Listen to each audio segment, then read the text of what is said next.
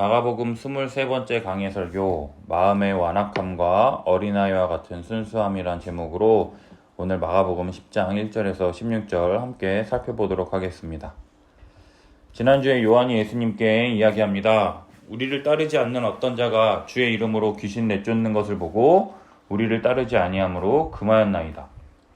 귀신 들린 아들을 둔 아버지가 제자들에게 귀신을 내쫓아달라고 달려왔는데 자신들은 귀신을 내쫓지 못했는데 우리를 따르지 않는 어떤 자가 주의 이름으로 귀신을 내쫓았을 때 제자들은 급 당황했을 것이라는 것이죠. 자기들만 할 수 있어야 하는 일을 정작 자신들은 하지 못했는데 우리를 따르지 않는 자가 귀신을 내쫓는 것을 보니 당황스럽기도 하고, 자기들은 예수님이 부르실 때 모든 것을 다 버리고 예수님을 쫓았는데 모든 것을 버리지도 않고 예수님을 따르지도 않으면서 함부로 예수님의 이름으로 귀신을 내쫓는 것이 짜증나고 자신들과 비교되는 것이 싫어서 그러하여금 귀신 내쫓는 것을 금했던 것이죠. 그러자 예수님께서 대답하십니다. 금하지 말라.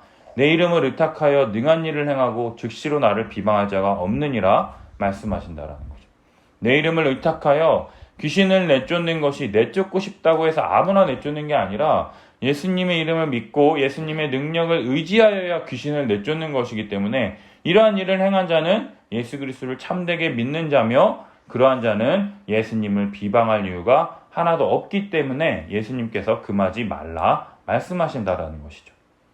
하나님의 나라는 무사람의 끝이 되어 모든 사람을 섬기는 자가 되어야 한다는 이 예수님의 가르침과는 상관없이 자신들이 능력을 행하고 자신들이 높임받아야 한다는 생각으로 가득 찬 제자들이 예수님의 이 가르침을 온전히 이해하지 못했기 때문에 귀신 내쫓는 것을 금하는 잘못된 판단이 나오게 된다라는 거죠. 하나님의 나라는요, 이 세상의 가치와는 정반대, 작은 자가 큰 자를 섬기는 게 아니라 큰 자가 작은 자를 섬기는 것이라 말씀해 주셨음에도 불구하고 여전히 이 제자들은 예수 그리스도로 말미암아 이 땅에 임한 하나님 나라의 삶의 방식에 대해서는 전혀 깨닫지 못한 채 이 세상의 방식을 계속해서 붙잡고 있다는 거예요.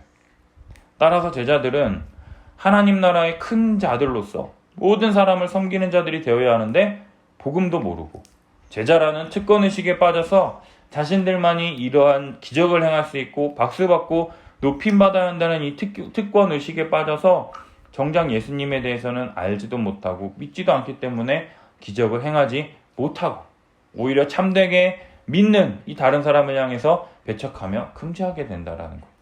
이러한 제자들을 향해서 예수님은 우리를 반대하지 않는 자는 우리를 위하는 자라고 말씀하시면서요, 다른 사람을 대하고 섬길 때 어떤 자세를 취해야 하는지 하나님 나라의 원리를 다시 한번 가르쳐주고 계시다라는 거예요. 누구든지 너희가 그리스도에게 속한 자라 하여 물 한 그릇이라도 주면 내가 진실로 너희에게 이르노니 그가 결코 상을 잃지 아니하리라 말씀하신다는 거죠. 예수 그리스도로 말미암아 나타난 이 하나님의 나라, 이 예수 그리스도의 십자가의 죽으심과 부활의 복음을 믿고 따르는 자들은 이 세상의 방식이 아니라 예수 그리스도의 삶의 방식, 이 섬김의 본을 따라서 자기가 가진 것으로 다른 사람을 돕고 섬기며 그리스도 안에서 한몸된 자들을 돕기 위하여 애쓰는 자들, 그러한 자들에게 물 한 그릇이라도 주면 우리 주님께서 결코 상을 잃지 않으리라 말씀하신다는 거예요. 모든 사람의 종이 되어 모든 사람을 섬기는 그러한 것이 하나님의 나라, 그러한 나라에서는 보잘것없는 행위인 물 한 그릇이라도 내어주며 섬기는 것에 대해서 하나님 나라 왕이신 우리 주님께서 귀히 여기시며 반드시 갚아주시겠다고 말씀하신다라는 거예요. 그런데 여기서 끝이 아니라 계속해서 또 누구든지 나를 믿는 이 작은 자들 중에 하나라도 실족하게 하면 차라리 연자맷돌을 그 목에 매어 바다에 던져지는 것이 낫다고 말씀하신다는 거예요. 하나님 나라에서 작은 자를 섬기고 돌보고 자신의 모든 것을 사용하여 다른 사람을 부유하게 하는 이 하나님 나라의 원리가 아닌 자기 자신만을 위하는 이기적인 삶을 통해서 작은 자를 실족하게 하며 차라리 연자맷돌을 목에 매어 바다에 던져지는 것이 낫다고 말씀하신다는 거예요. 여기서 끝이 아니라 계속해서 말씀하십니다. 43절, 45절, 47절 세 번씩이나 내 손을 찍어버리라, 내 발을 찍어버리라, 내 눈을 빼버리라 말씀하시며 장애인으로 하나님의 나라에 들어가는 것이 지옥에 던져지는 것보다 낫다고 3번씩이나 반복해서 말씀하고 있다라는 거. 여기서 실족하게 한다고 하는 이 스칸달리조는요, 걸려 넘어지게 하다라는 뜻으로 43절, 45절, 47절에 사용된 범죄하게 하거든 이 단어와 똑같은 단어로 사용되었다라는 거. 따라서 내 손과 내 발, 내 눈을 사용해서 내가 나에게 죄를 짓는 거예요. 내 몸 가지고 내 맘대로 하는데 그게 뭐 어쨌다고. 그러나 예수님 뭐라 그러느냐? 네 손과 눈과 발을 통해서 너에게 죄를 짓지만 너의 그러한 죄악을 통해서 다른 사람을 실족하게 하고 넘어뜨리게 한다면 너희의 손과 발과 눈을 빼버리고 영생에 들어가는 것이 낫다고 3번씩이나 강조하며 말씀하고 있다는 것이죠. 그리스도에게 속한 자라 하여 물 한 그릇이라도 주면 결코 상을 잃지 않으리라고 영원한 생명, 구원의 상을 주신다고 말씀하신 반면에 그리스도에게 속한 자들을 실족하게 하면 어마어마한 심판과 지옥 형벌이 기다리고 있다고 말씀하신다라는 거예요. 따라서 요한이 예수 그리스도의 이름으로 귀신을 내쫓는 사람에 대해서 금하게 함으로 그를 낙심하게 했다면 엄청난 심판이 기다리고 있다는 것을 우리는 알 수가 있어요. 따라서 제자들이 다시는 그러한 실수를 범하지 않도록 예수님은 우리를 반대하지 않는 자는 우리를 위하는 자니라 말씀하시면서 예수 그리스도를 믿는 자들을 우리와 같은 편, 더 넓은 개념으로서의 하나라고 지금 말씀하고 계신다라는 거예요. 아직은 믿음이 연약한 자든 조금 부족한 자라 할지라도 그들을 한 몸 한 가족으로 여기며 그들을 위하여 물 한 그릇이라도 내어주는 이 작은 행위들로 섬길 때 그러한 행위를 통하여 그들에게 구원 얻을 기회를 제공할 뿐만 아니라 작은 섬김으로 섬긴 자들에게 우리 주님께서 구원의 상을 베풀어 주실 것이다 라고 하는 말씀을 하신다라는 거죠. 따라서 예수 그리스도를 믿음으로 한 몸 하나 된 지체 한 교회가 되었다라는 것을 믿음으로 모든 사람의 끝이 되어 모든 사람을 섬길 뿐 아니라 그리스도에게 속한 자들에게 물 한 그릇 주는 섬김의 삶을 살아야 한다고 지금 제자들에게 다시 한번 하나님 나라의 원리에 대해서 가르쳐주고 계시다라는 거죠. 예수 그리스도를 믿음으로 하나님 나라에 들어간 자들은 내 옆에 있는 사람을 위해서 아무런 조건 없이 섬기며 그 사람이 자라가는 것으로 기뻐하며 즐거워하게 된다라는 거죠. 작은 소자에게 물 한 그릇 주는 삶이 예수님이 원하시는 십자가의 길이며 연약한 자를 사랑으로 섬기는 것이 십자가의 도를 따르는 것임을 다시금 말씀하고 계시다라는 거예요. 이러한 삶을 살아가는 교회가 될 수 있도록 예수님께서 소금을 두고 서로 화목하라고 말씀하신다라는 거죠.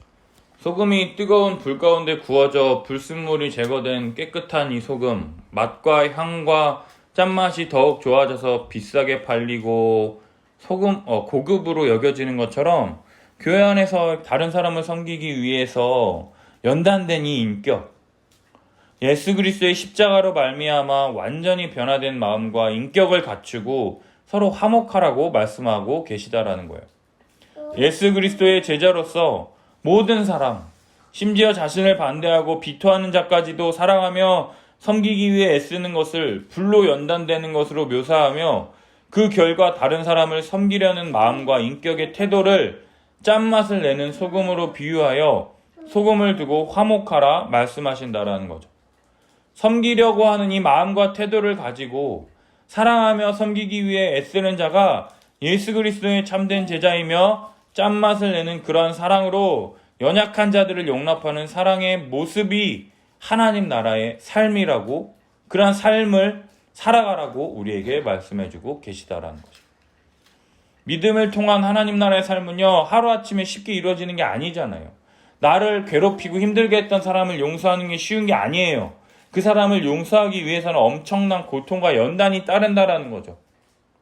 하지만 다른 사람을 섬기는 자로서 그러한 고난 앞에서 넘어지지 않도록 하나님께서 용서하라고 계속해서 나에게 말씀과 사인을 주실 때 그 힘든 그 연단의 과정을 통해서 내가 완전히 새로운 사람으로 바뀌는 게 아니라 예수 그리스도의 그 십자가 복음으로 말미암아 내가 그리스도의 사랑으로 사랑할 수 있다라고 하는 새로운 존재가 되었음을 믿고 정말로 그 믿음을 통해서 내가 예수 그리스도의 제자로서 예수님처럼 자기를 부인하고 자기 십자가를 지고 따르는 그런 십자가의 삶을 살아가는 그러한 자가 바로 예수님의 진정한 제자, 그러한 제자가 되기 원한다라고 하는 그러한 나의 정체성을 갖고 살아갈 때에 내 삶 가운데 예수 그리스도를 따르는 그런 십자가의 흔적이 쌓이고 쌓일 때마다 너그럽고 나를 용서하신 우리 주님의 사랑이 있는데 내가 그를 어찌 용서하지 못할까? 라고 하면서 너그럽고 또 온유하고 또 겸손하게 오래 참음을 통해서 예수 그리스도의 참된 제자의 모습이 드러나게 된다라는 거예요. 이러한 제자들의 삶의 모습은 어떻겠습니까?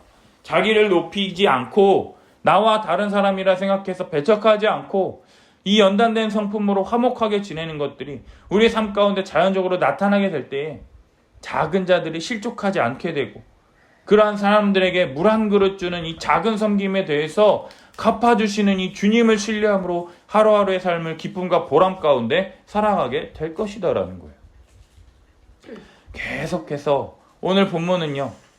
예수님께서 가버나움에서 제자들에게 말씀을 가르치신 후에 유대지경과 요단강 건너편으로 가시니 무리가 다시 예수님께 모여들기 시작하는 것을 볼 수 있습니다.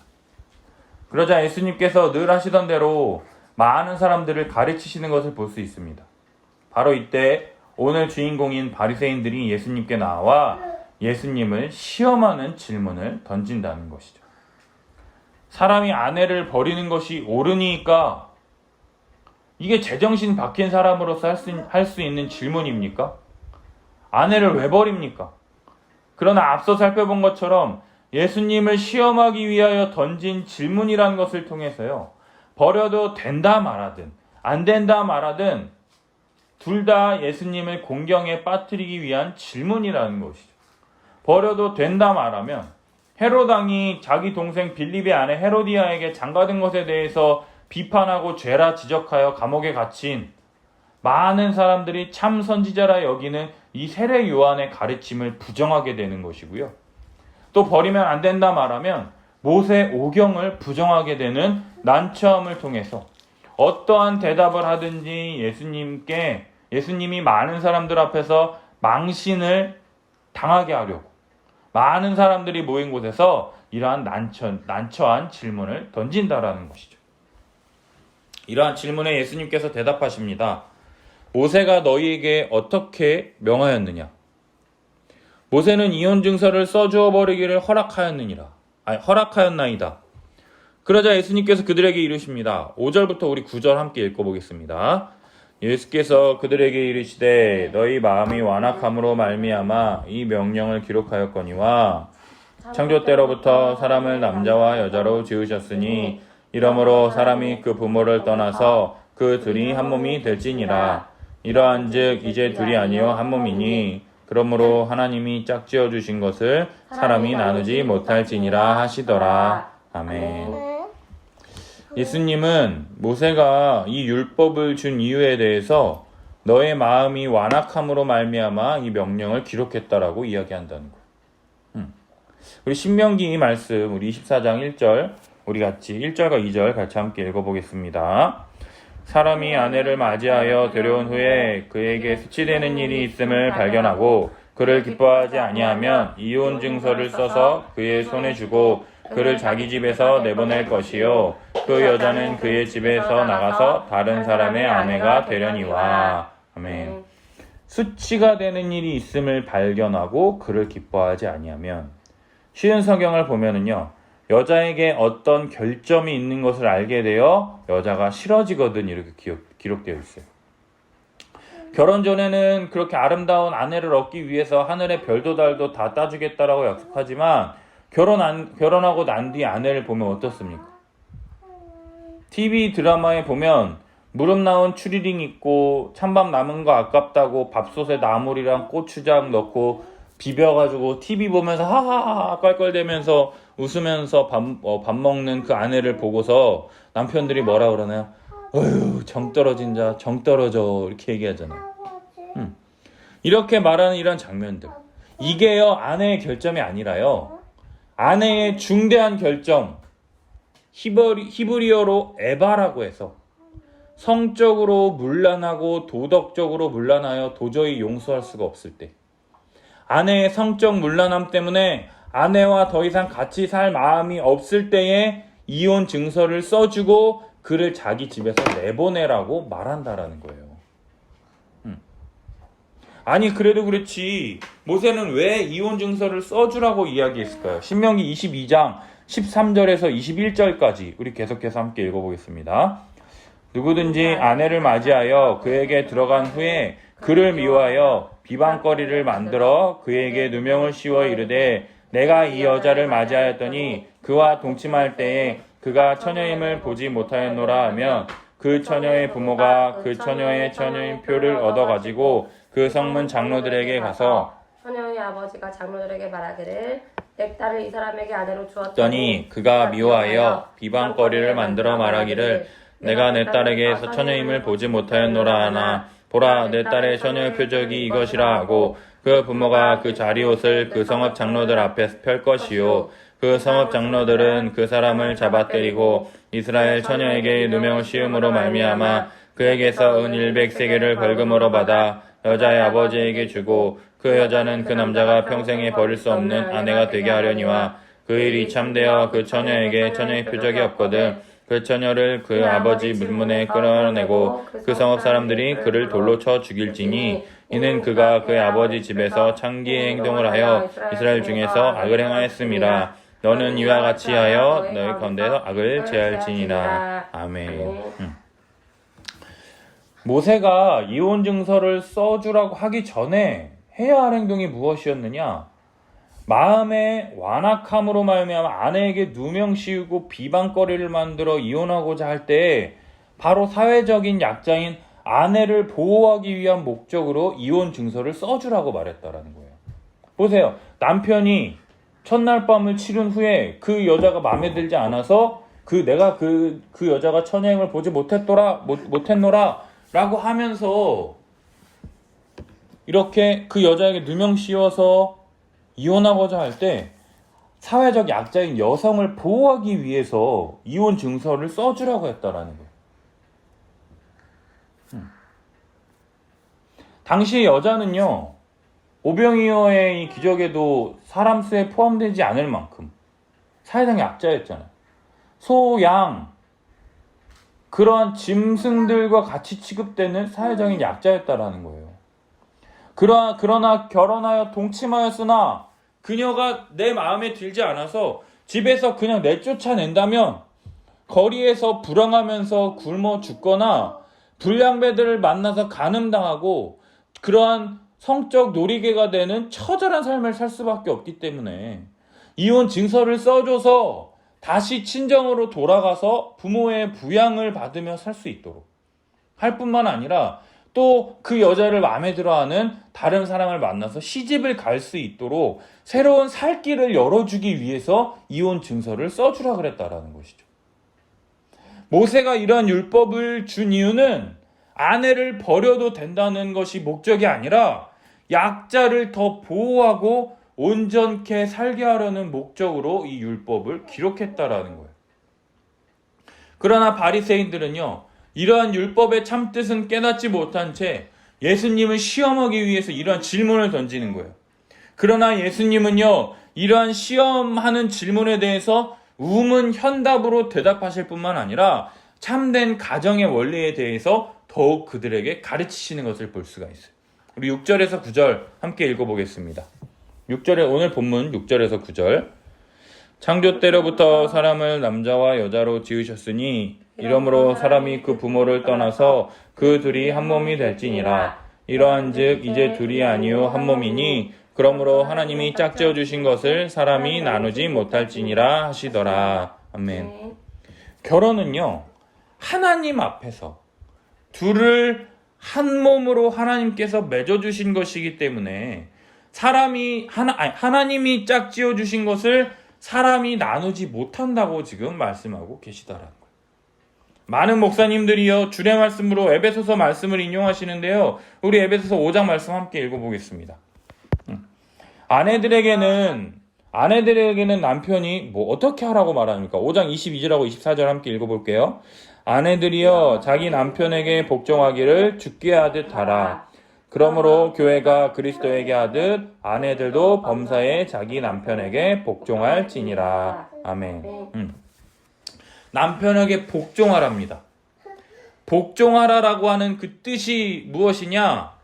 헬라어 원문을 보면은요, 복종이라고 하는 그 뜻을 살펴보면 남편의 것, 남편의 소유물, 남편의 소지품처럼 남편의 뜻대로 행동하고 순종하라라는 거예요. 왜 이렇게 됐습니까? 왜 이렇게 된 거예요?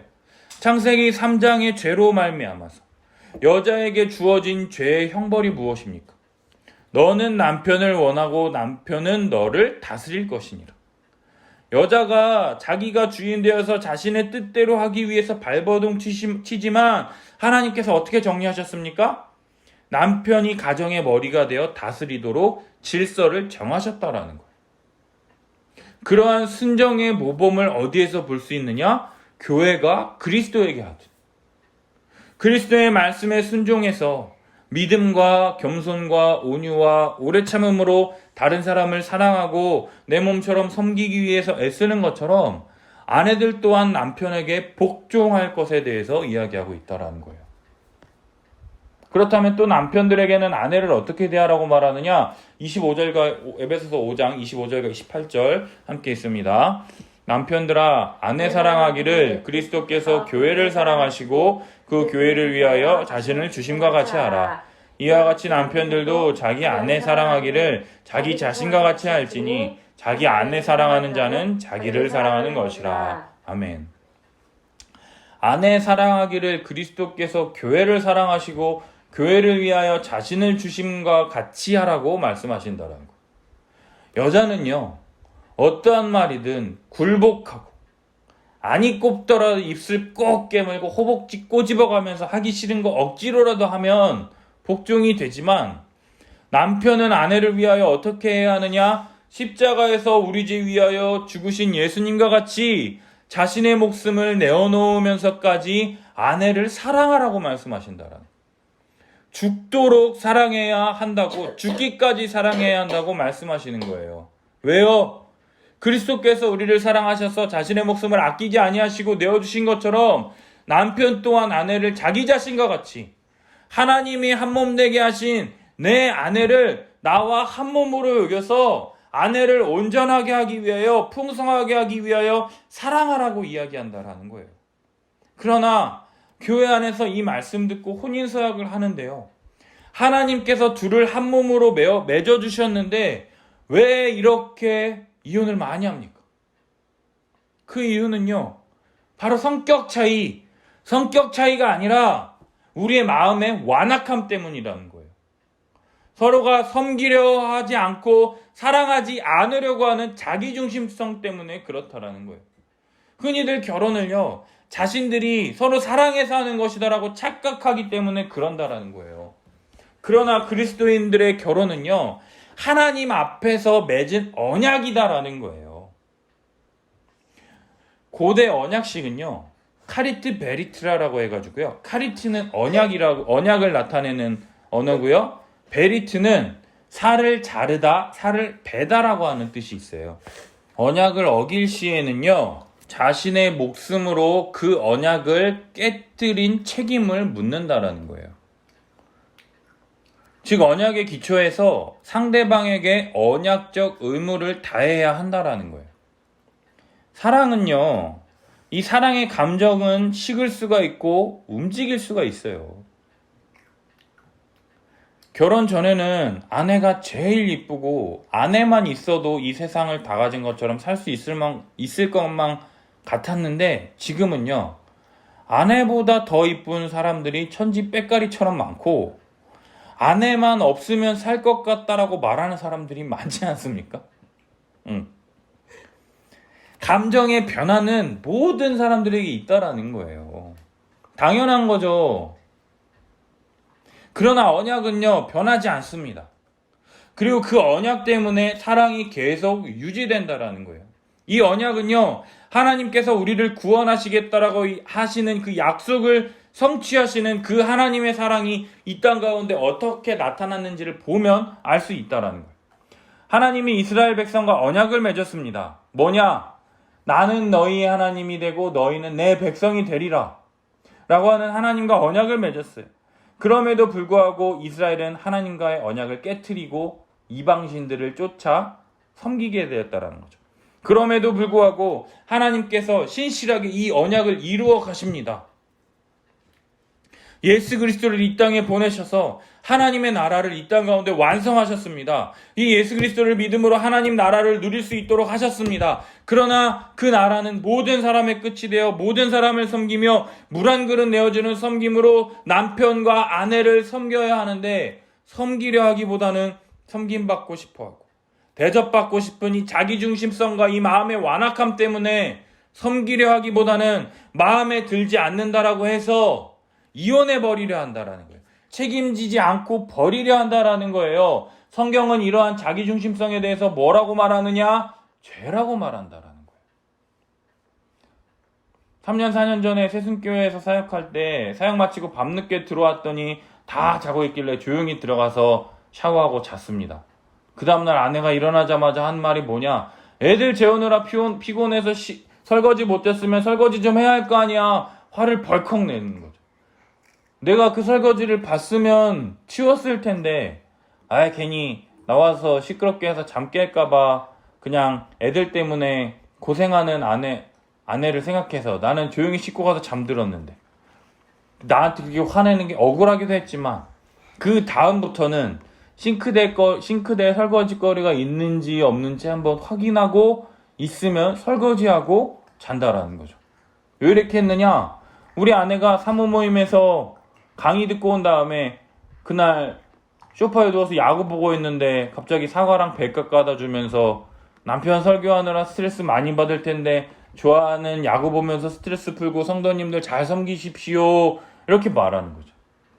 놀랐잖아요. 뭐야, 보통 때면은 야구 그만 보고 애들이랑 놀아줘, 이게 레퍼토리인데, 그날은 무슨 일이 있었어 얘기하니까 목사님들 밖에서 사역하느라 힘든데 집에서 쉴 때 한 번 정도는 그렇게 위로하고 격려해 주라고 그러셔서 그 말씀 듣고 그날 한 번 그렇게 섬겨 주었더니, 그 다음부터 제가 설거지가 있으면은 그래, 우리 아내 수고하는데 내가 설거지 해줘야지 하면서 설거지하게 된다라는 거죠.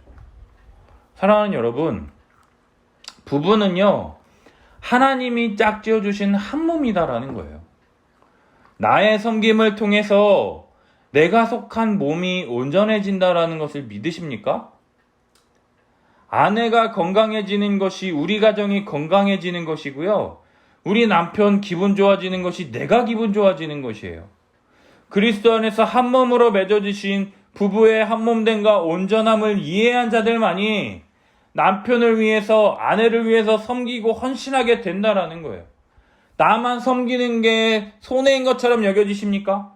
아직도 한 몸됨의 비밀을 온전히 깨닫지 못했기 때문이라는 거예요. 다른 사람의 필요를 채우는 것은 남에게 하는 것이 아니라 나를 섬기는 것이다라는 거예요. 배우자가 온전하게 되는 것이 내가 온전하게 되는 것을 믿는다라는 거예요. 억울하십니까? 그렇다면 그리스도 안에서 하나 되었다라는 것을 참되게 믿고 있는지 점검해 보시라는 거죠. 얼마 전에 TV 프로그램 중에서 1호가 될 수 없어? 그 개그맨들 부부끼리 나와서 하는 프로그램인데, 배명숙, 최양락이 나오는데 32년 동안 사랑한다는 말을 단 한마디도 안 하고 표현도 잘 안 하는 이 남편을 위해서 집안의 생일 선물로 찜질방도 만들어주고, 또 남편 쉬라고 말하면서 자신은 김치 CEO, 순댓국 CEO, 카페 사장님 등등 1인 4역 5역을 하면서도 집에 들어와서 여태까지 놀고 있던 남편을 위해서 구첩반상의 상다리가 휘어질 정도로 음식을 차려줘도요, 남편이 뭐라 그러냐? 그냥 대충 먹지 뭘 이렇게 그냥 힘들게 차려. 빨리 먹어, 배고파. 막 이러는 거예요. 그러는 남편을 위해서 그 위에 깨소금 하나까지 이렇게 정성스럽게 뿌려주는 그 아내를 향해서 고맙다는 말 한마디면 될 텐데 그 한마디도 안 하고 배고픈데 지금까지 기다리게 하냐고 화내는 남편에게 백연숙이 욕했잖아요. 그죠? 야 삐리리리리 막 나왔잖아요. 그러면서 남편에게 화가 나서 큰 소리 치며 화를 내지만 그래도 참고 살아가는 것. 남편이 표현 못한 것 알면서도 내가 이 사람 안 챙기면 누가 이 사람 챙기나 하는 마음으로 대하는 걸 보면서 저게 바로 신자의 모습이구나 하는 생각이 들었어요. 사랑하는 여러분, 결혼은 환상이 아니라 현실이라는 거예요. 내가 원하는 바, 내 기분, 나를 위해서 마치 이 세상이 돌아가는 것처럼 행동하는 것이 아니라 남자와 여자로 지음받은 전혀 다른 존재가 하나님 안에서 한 몸 되어서 서로 섬기며 온전하게 하는 것이 결혼의 목적이며 서로 간의 차이를 넘어서 하나님 안에서 온전히 하나 될 수 있는 형태로 하나님께서 결혼을 선물로 주셨다라는 거죠. 서로를 온전하게 섬기고 사랑하는 일은 십자가의 사랑을 알 때 비로소 행할 수 있게 된다라는 거예요. 그리스도께서 자신의 목숨을 십자가에서 아낌없이 내어주셨고 그 사랑이 지금도 우리를 계속해서 인도하며 우리를 다스리신다라는 거죠. 따라서 참된 신자는요, 배우자에게 실망할 수 없다라는 거예요. 그 시발점은 이기적인 마음, 바로 마음의 완악함, 자기중심성 때문이라는 거예요. 그러나 예수 그리스도를 참되게 믿는 자들은요, 우리 자신을 희생해서라도 배우자를 온전하기 위해서 노력합니다. 왜요? 예수 그리스도를 닮기 위해서. 예수 그리스도께서 우리를 위하여 자기 목숨을 아낌없이 내어주신 것처럼 우리도 예수님처럼 다른 사람을 온전케 하며 섬기며 애쓰는 것이 참된 신자의 본분이다라는 것을 알기 때문에 애쓰며 노력한다라는 거죠. 따라서 부부관계에서는요, 복종과 사랑이 부부관계의 원리라는 것을 기억해야 해요. 그렇기 때문에 아내는 남편에게 복종해야 하는 거예요. 아내는 남편을 무시해서는 안 됩니다. 무시하는 그런 행위는요, 남편을 머리로 인정하지 않는 태도예요. 남편이 잘나서 머리로 세우신 것이 아니라요, 하나님이 세우신 질서를 인정한다라는 거예요. 남편의 머리됨을 인정해야 해요. 따라서 남편이 성경의 원리에 반하는 방식으로 행동한다 할지라도, 마음에 들지 않더라도 남편의 권위를 인정하는 방식으로 지혜롭게 조언해야 할 것이다라는 거예요. 남편을 무시하는 마음과 태도로 조언해서는 절대로 안 돼요. 아유, 야, 나 같으면 그렇게 안 한다. 아내가 이렇게 하면 안 된다는 거예요. 심지어 남편이 어리석은 결정을 하더라도, 잘못된 결정을 하더라도 따라야 하는 경우가 있을 때 질서에 순종하여 따라야 하는 경우도 있다라는 거죠. 제가 아는 여자 전도사님 중에 남편 목사님이 선교 나가기 위해서 한 교회에서 십몇 년 동안 사역을 하시다가 사역을 그만두셨어요. 그러고 나서 이제 집에서 이제 계속 가정 일만 하고 계시니까 너무 힘드니까 그 전도사님이 그랬대요. 나라면 나가서 노가다라도 뛰어서 저 자식 먹여 살리겠다, 이렇게 말씀을 하셨대요. 근데 그 말씀하고 나서 엄청 후회했대요. 내가 남편의 이 머리됨을 인정하지 않았다. 남편은 남편 나름대로 속상해하고 힘들 텐데 내가 그것을 나 힘들다고 그 불평 불만을 남편에게 토로함을 통해서 남편의 기를 죽였구나 라고 하면서 그 다음부터는 내가 절대로 그런 말 하지 않겠다라고 하셔가지고 본인이 쓰리잡 포잡 일을 하더라도 절대로 남편에게 그런 말 하지 않았대요. 참 대단하신 분이죠. 이러한 아내를 위해서요, 남편은 희생과 섬김으로 사랑해야 한다라는 거예요. 남편은 내가 이 가정의 머리야라고 하면서, 이 가정의 머리야라고 하면서 자신의 권위를 내세우며 무조건 따르기를 강요해서는 안 돼요.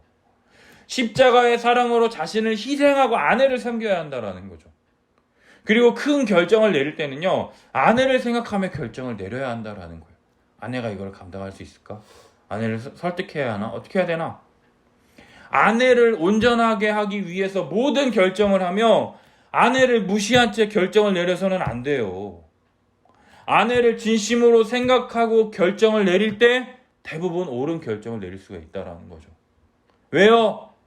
남편은 아내에게 자기 자신 모두를 내어주어야 하는 성경적 원리 때문에 그런 것이라는 거예요.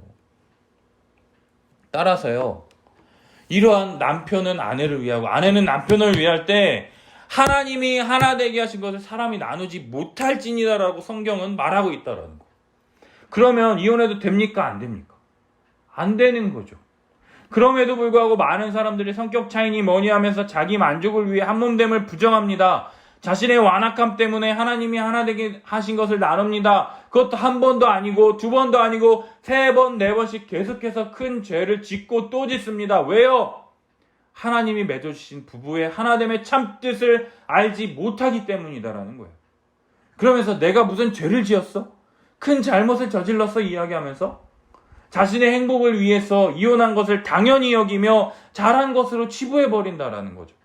자신의 마음의 이 완악함 때문에 이혼한 것에 대해서는 생각하지 않고요. 자기의 이기심 때문에, 자기의 마음의 완악함 때문에 벌어진 것에 대해서는 생각하지 않는다라는 거예요. 자기의 행복만을 위하면 어떠한 짓이든지 해도 괜찮다라고 생각하는 이 마음의 완악함 때문에 이러한 일이 벌어졌다라는 것을 인정하지 않는다라는 거죠. 물론 남편의 폭행이나 가장으로서의 생활비를 한 푼도 안 주거나 이래서 힘들게 살다가 이혼하신 것들을 제외하고 말하는 거예요. 이러한 예수님의 가르침에 역시나 제자들은 예수님의 이런 말씀을 이해하지 못했어요. 그래서 집에 와서 다시 예수님께 질문합니다. 그러니 예수님께서 말씀하세요. 11절, 12절 우리 함께 읽어볼까요? 이르시되 누구든지 아내를 버리고 다른 데 장가드는 자는 본처에게 간음을 행함이요 또 아내가 남편을 버리고 다른 데로 시집가면 간음을 행함이니라. 아멘. 앞서 말한 이 부부의 한몸됨과 하나됨을 깨닫지 못한 채 복종하고 희생과 섬김으로 배려하지 않음을 통해서 이혼 증서를 써주고 아내를 버리고 남편을 버리고 다른 데 장가들고 시집드는 자는 간음을 행하는 것이다라고 예수님께서 말씀하고 계세요. 자신의 마음의 이 완악함으로 섬기고 배려하고 복종하며 한몸됨을 이루기보다는 다른 사람이 나를 위해서 복종해 주기만을 바라는 이기심으로는요, 전 남편, 전 아내와 헤어지고 다른 데 장가가고 시집간다 할지라도 본처에게 간음하는 것이라고 말씀하신다는 거. 간음이 무엇입니까? 부부관계 외에서 벌어지는 성적 행위를 간음이라고 하잖아요.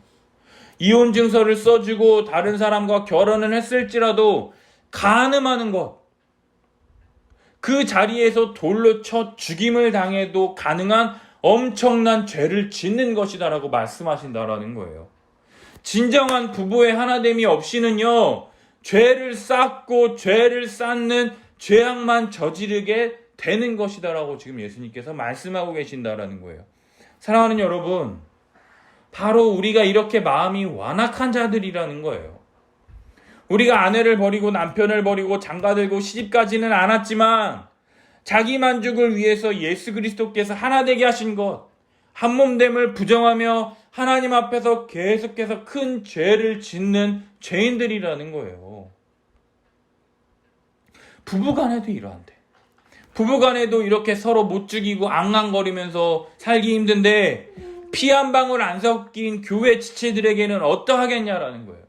내가 원하는 것, 내 뜻대로 하는 것, 그것을 위해서라면 다른 사람 기분이야 감정이야 어찌되든 상관없이 그냥 불도저처럼 밀고 나가는 게 믿음이고 신앙입니까? 그게 정말 주님이 그렇게 하라고 말씀하십니까? 그러한 자들에게 말씀드립니다. 나를 믿는 이 작은 자들 중에 하나라도 실족하게 하면 차라리 연자맷돌이 그 목에 매어 바다에 던져지는 것이 나으리라. 사랑하는 여러분, 그렇다면 우리는 어떻게 해야 하냐는 거예요. 하루 이틀도 아니고 지금까지 자기중심성, 내 생각이 옳고 내 판단이 옳다고만 생각하며 살아온 지난 년들을 되돌리는 것이 쉽지 않다라는 것을 우리들 경험으로 잘 알고 있지 않습니까? 그렇다면 우리는 어떻게 해야 하냐라는 거예요. 정답은 하나님의 말씀을 붙드는 것, 의지하는 것뿐이라는 거예요.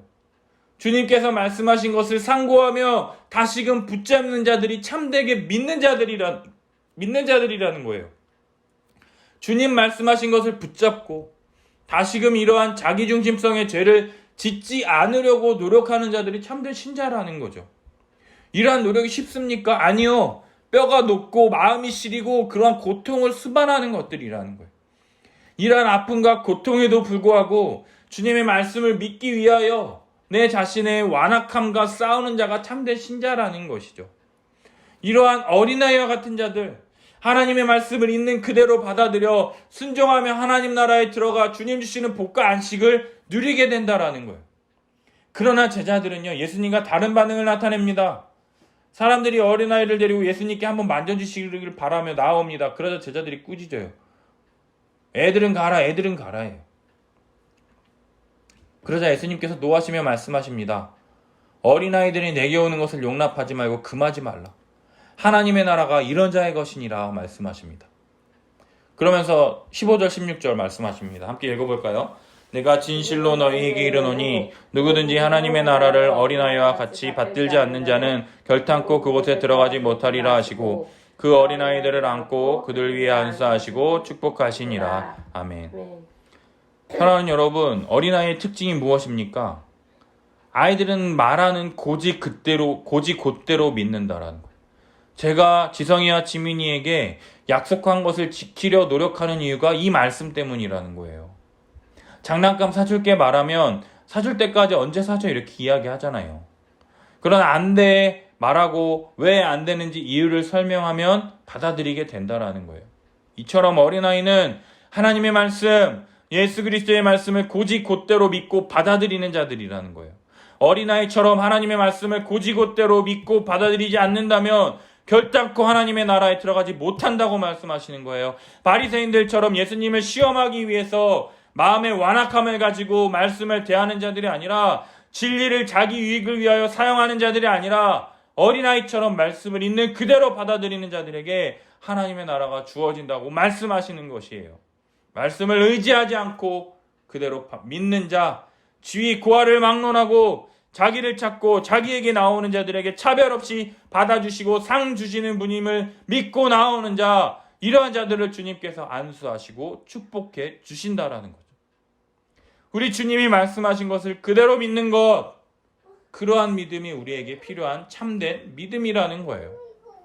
사랑하는 여러분, 우리 주님의 몸된 교회는요, 부부 안에서 한 몸됨을 위하여 서로 복종하고 사랑하기 위하여 섬길 뿐만 아니라 어린아이 같이 하나님의 말씀을 신뢰하는 자들의 모임이 되어야 한다라는 거예요.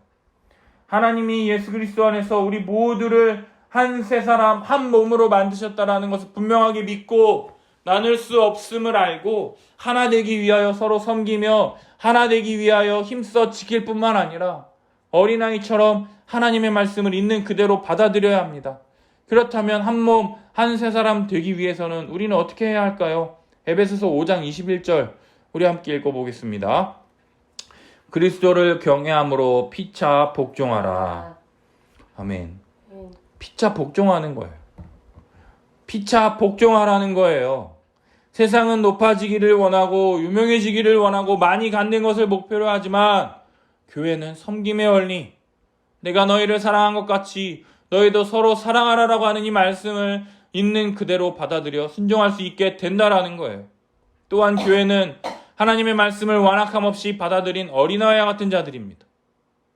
예수 그리스도의 십자가로 우리의 모든 죄가 다 용서되었음을, 해결되었음을 어린아이처럼 믿음으로 성령이 하나 되게 하신 것을 힘써 지키는 자들이에요. 따라서 예수 그리스도를 믿음으로 주님 우리에게 부탁하신 서로 사랑하라는 말씀을 곧대로 믿기 위해서 자기 중심성, 이 죄를 날마다 내 죄 위하여 십자가에 못 박히신 예수를 생각하며 자기를 부인하며 서로 사랑하기 위해서 은혜를 구하며 날마다 우리 주님의 통치를 받으며 사는 어린아이와 같은 자들이 참된 신자라는 것이죠. 이러한 자들을 향해서 어린아이와 같이 받들지 않는 자는 결단코 그곳에 들어가지 못하리라 말씀하시는 이 주님의 말씀을 기억하시면서요, 이 자기중심성의 이 죄악의 길을 걷는 것을 중단하며 서로를 섬기기 위해 어린아이처럼 하나님의 말씀을 있는 그대로 받아들이는 우리 성도들이 되기를 예수님의 이름으로 축복합니다. 함께 기도했으면 좋겠어요. 마음의 완악함이 아니라요, 하나님이 하나 되게 하신 것을 힘써 지키는 가정이 될 수 있도록, 우리 교회가 될 수 있도록 기도했으면 좋겠어요. 아내는 남편에게 복종하며 하나님이 세우신 질서에 순종할 수 있도록, 성도들은 목사의 말씀에 복종하며 하나님이 세우신 질서에 순종할 수 있도록, 남편은 아내를 자기 자신과 같이 사랑하며 희생과 섬김으로 사랑할 수 있도록, 목자는 성도를 자기 자신과 같이 사랑하며 희생과 섬김으로 사랑할 수 있도록, 부모는 자녀를 노엽게 하지 말고 자녀들은 부모에게 순종함으로 따를 수 있는 가정이 될 수 있도록 우리 가정에 그러한 주님의 은혜를 달라고, 또한 우리 교회가 이러한 섬김의 모습들이 나타나는 공동체가 되게 해달라고 우리 함께 기도했으면 좋겠습니다. 그리고 또 두 번째로, 하나님의 말씀을 받고 싶은 것만 받고 받기 싫은 것은 받지 않는 그런 마음의 완악함이 아니라요, 하나님의 말씀을 고지고대로 받아들이는 어린아이와 같은 마음을 허락하여 주시기를 같이 기도했으면 좋겠어요. 마음의 완악함과 자기중심성과 이기심으로 간음하며 나아가는 것이 아니라요, 어린아이처럼 말씀을 있는 그대로 믿음으로 받아들일 수 있는 그러한 자들이 될 수 있도록, 그러한 자들을 안수하시고 축복하시는 우리 주님을 신뢰하는 믿음으로 우리 함께 기도하며 나아갔으면 좋겠습니다. 주여